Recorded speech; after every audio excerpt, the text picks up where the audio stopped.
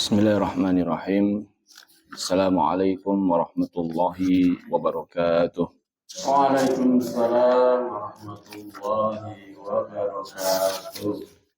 Alhamdulillahi rabbil alamin.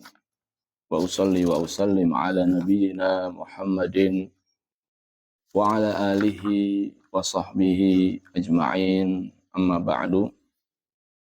Kaum muslimin dan muslimat rahimani wa rahimakumullahu ta'ala. Pada kesempatan pagi yang berbahagia ini, alhamdulillah dengan nikmat dan karunia dari Allah Ta'ala, kita bisa kembali mempelajari hadis-hadis Nabi Sallallahu Alaihi Wasallam yang dikumpulkan oleh Al-Imam Abdul Ghani Al-Maqdisi rahimahullah Ta'ala di dalam kitab beliau Umdatul Ahkam. Kita akan memasuki bab Salatil Khusuf, bab yang membahas tentang sholat gerhana. Dalam bahasa Arab, gerhana disebut dengan khusuf. Jadi bisa disebut dengan khusuf, pakainya kaf. Bisa juga disebut dengan khusuf, pakainya kha. Jadi bisa kita katakan khusuf, bisa pula kita katakan khusuf. Baik yang gerhana bulan maupun gerhana matahari. Sama-sama kita bisa menggunakan pakainya kaf khusuf, bisa pula kita menggunakan kha, yaitu khusuf.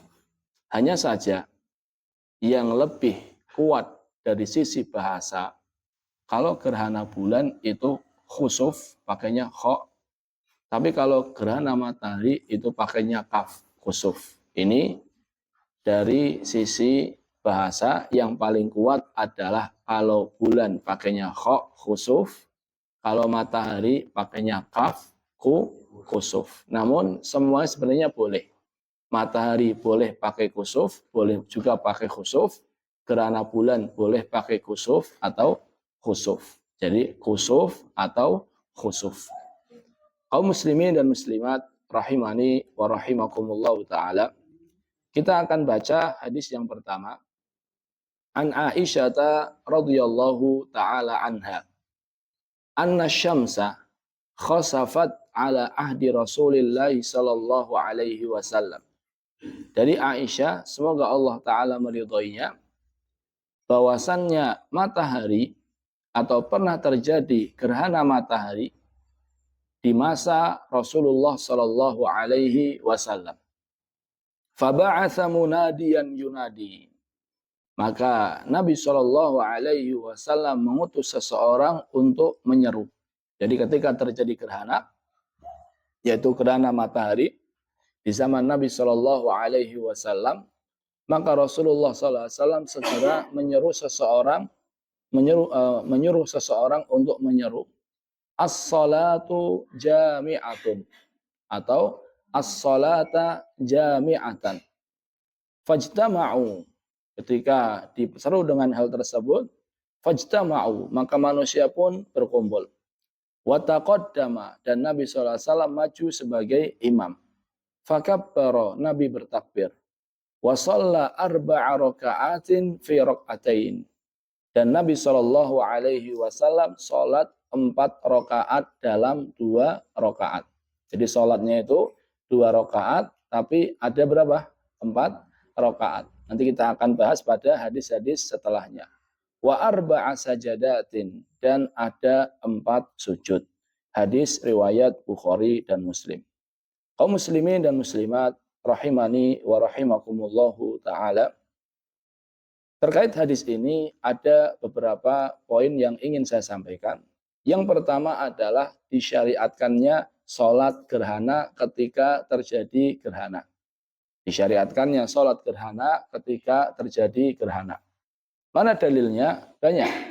Di antaranya firman Allah Ta'ala, wa min ayatihil lailu wan naharu wasyamsu wal qamar. Di antara tanda-tanda kekuasaan Allah adalah malam, siang, matahari dan bulan. La tasjudu lisyamsi wala lil qamar wasjudu lillahi alladzi khalaqahun.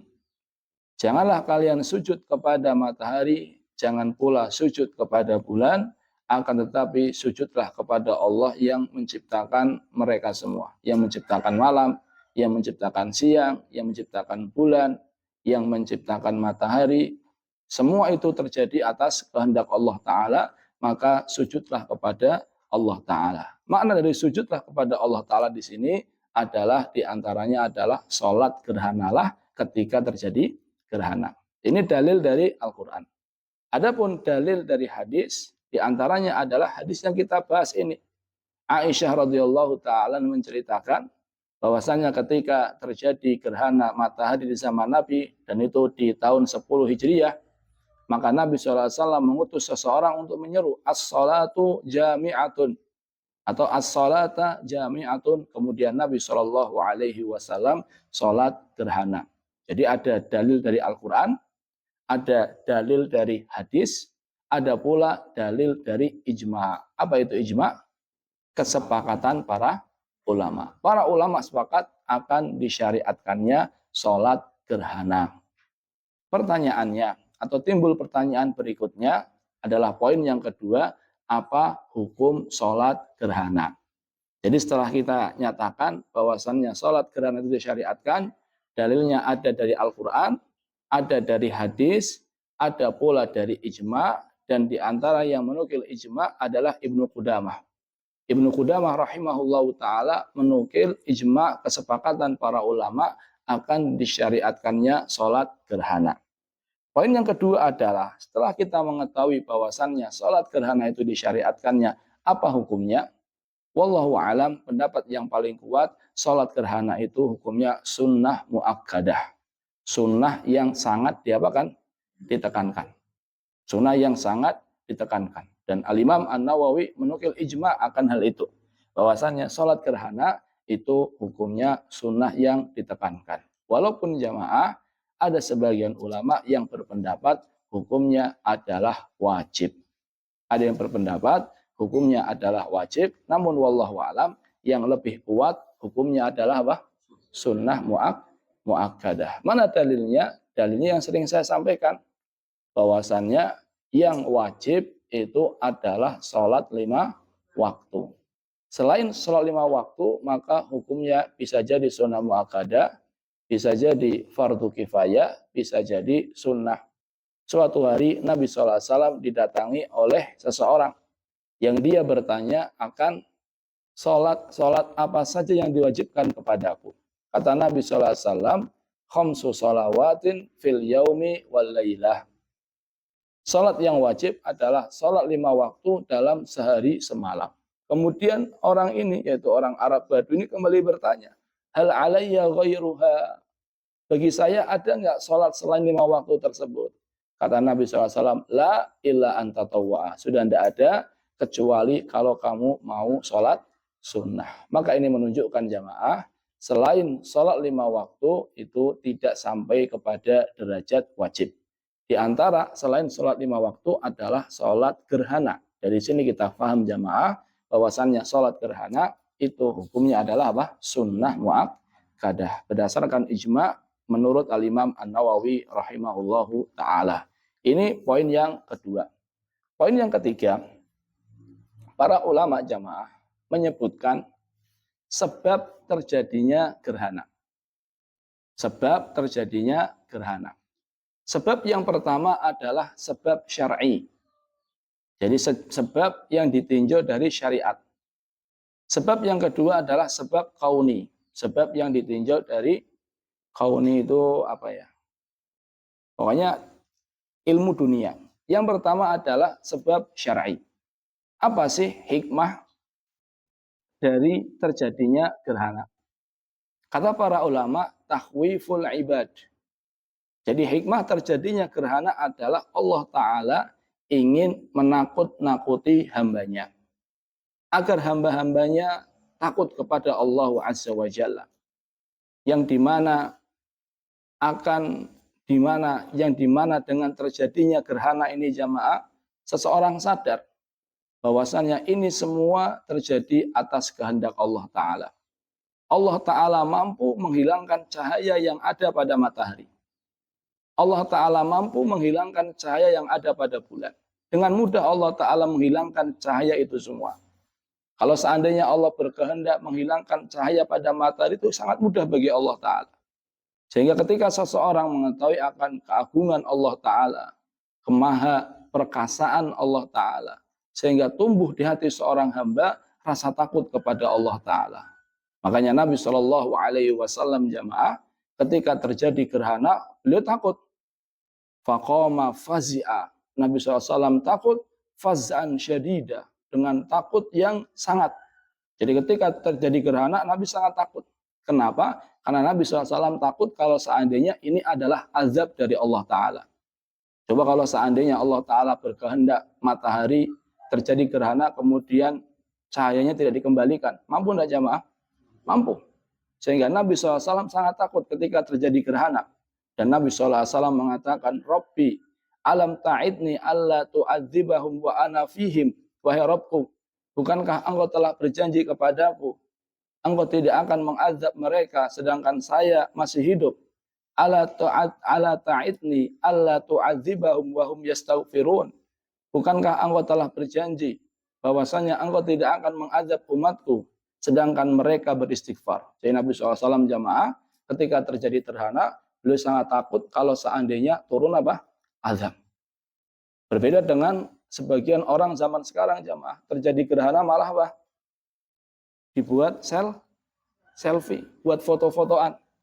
Jadi gerhana sudah tidak menakutkan lagi bagi sebagian orang. Dulu Nabi SAW sangat takut jamaah, beliau langsung sholat.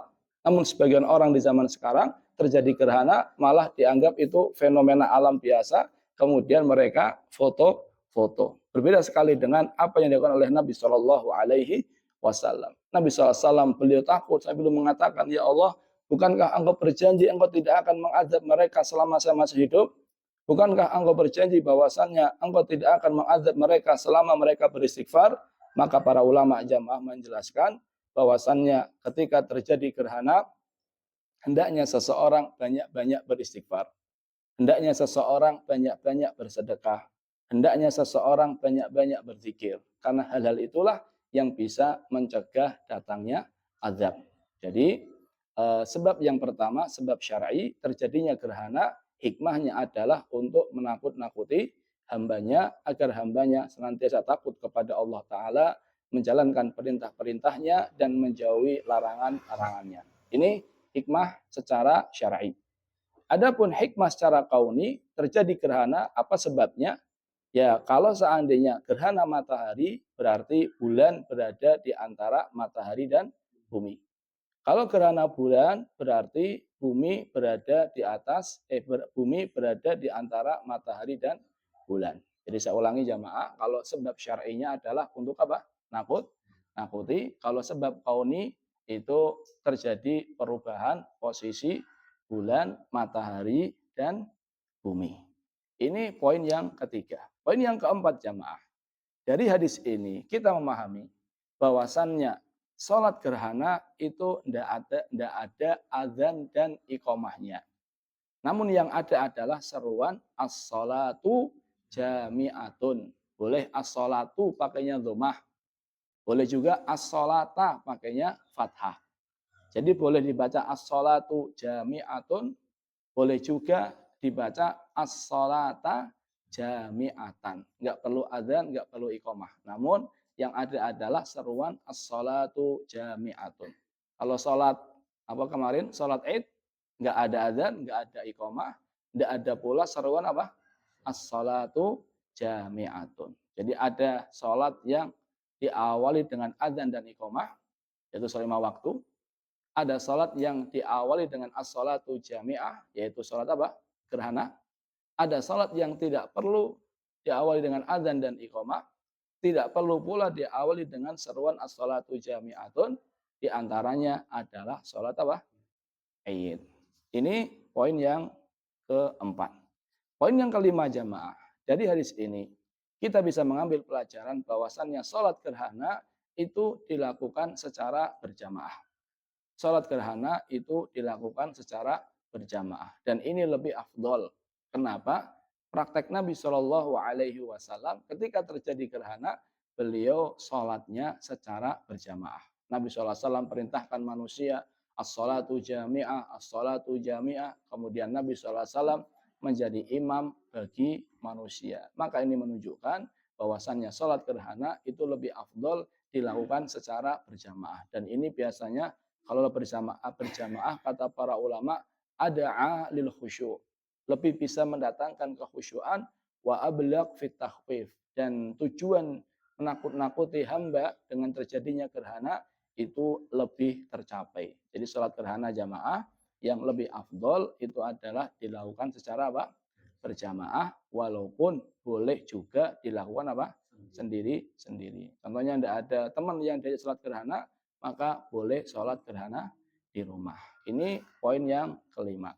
Poin yang terakhir, hadis ini juga menunjukkan bahwasannya sholat gerhana yang lebih afdol itu dilakukan di masjid. Jadi sebagaimana disyariatkan berjamaah, maka disyariatkan pula yang lebih afdol dilakukan di masjid. Karena Nabi SAW melakukan hal itu. Ketika terjadi gerhana, Nabi SAW ke masjid dan sholat menjadi imam bagi manusia. Sekali lagi jamaah, walaupun kalau seandainya dilakukan sendiri dan di rumah itu juga dibolehkan, namun yang lebih afdol dilakukan di masjid. Sebagaimana perkataan Aisyah radhiyallahu taala anha, fa kharaja Rasulullah ilal masjid. Maka Rasulullah SAW keluar menuju masjid. Faqama wa kabbar wa saffan nas wara'ahu. Nabi SAW berdiri dan beliau bertakbir dan manusia mengambil saf di belakang Nabi Sallallahu Alaihi Wasallam. Ini pembahasan hadis pertama terkait sholat gerhana. Semoga bermanfaat. Kita tutup dengan doa kafaratul majlis. Subhanakallahumma bihamdika asyhadu an la ilaha illa anta astaghfiruka wa atubu ilaik. Assalamualaikum warahmatullahi wabarakatuh. Waalaikumsalam.